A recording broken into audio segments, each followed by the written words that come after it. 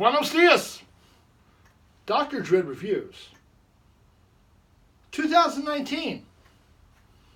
Scary stories to tell in the dark. Take one. Roll that film. Hey! Welcome back. This week's episode of Dr. Dread Reviews.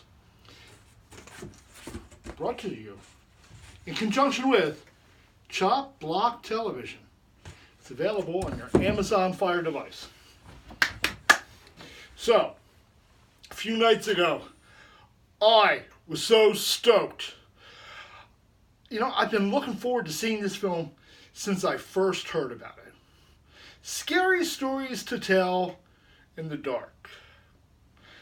Based off of 3 books that were written for preteens, filled with scary stories, with awesome illustrations that were just so creepy.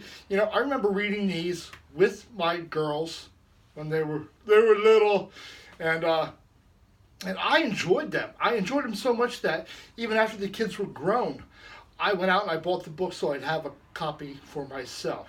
So I heard about the movie. And then I heard that Del Toro was involved. He was producing it.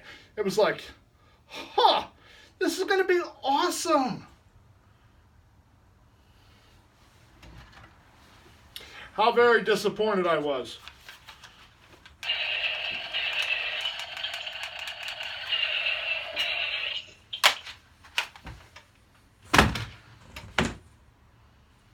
Disappointed. Now, disappointed not because it was a bad film. And it wasn't. You know, it was, maybe my expectations were too high. If you read my written review, I had placed this movie up on a pedestal. And I was disappointed. Which is something all of us are guilty of, in a way. You know, hero worship.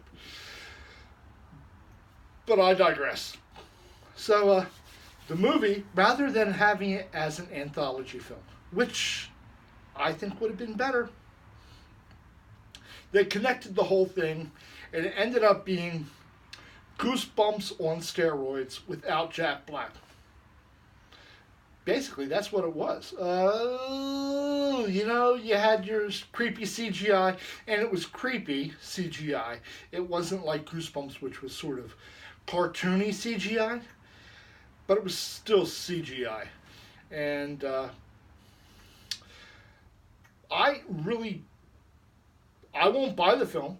I really can't recommend anybody buying it. If you can watch it for free, and there are ways out there, not that I would condone such things, there are ways to watch it for free. If you can watch it for free, go ahead and watch it. If you want to rent it for $2, $3, go ahead, do that too. But I hope you won't be as disappointed as I was.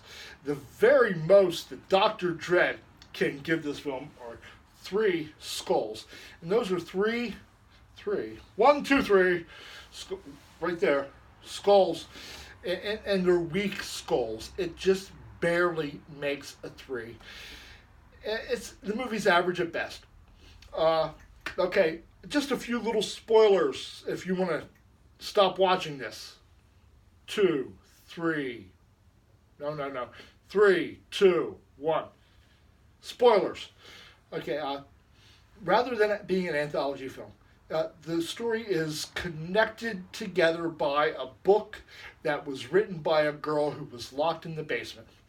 And there are like 4 main characters, 3 friends, and an outsider. And we find out the story's set in 1968. I don't know why they did that.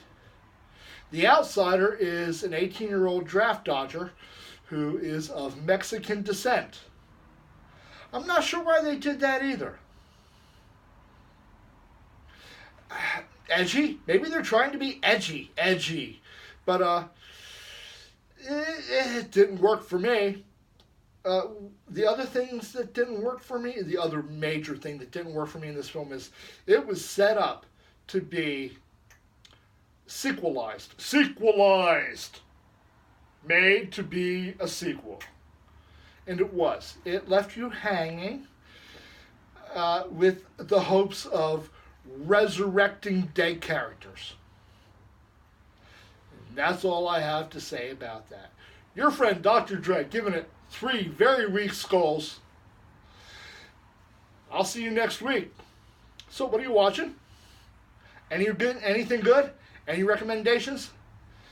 Just jot them out to me. Let me know. Let me know what you think. Dr. Dread, reminding you as always, my friends, keep it scary.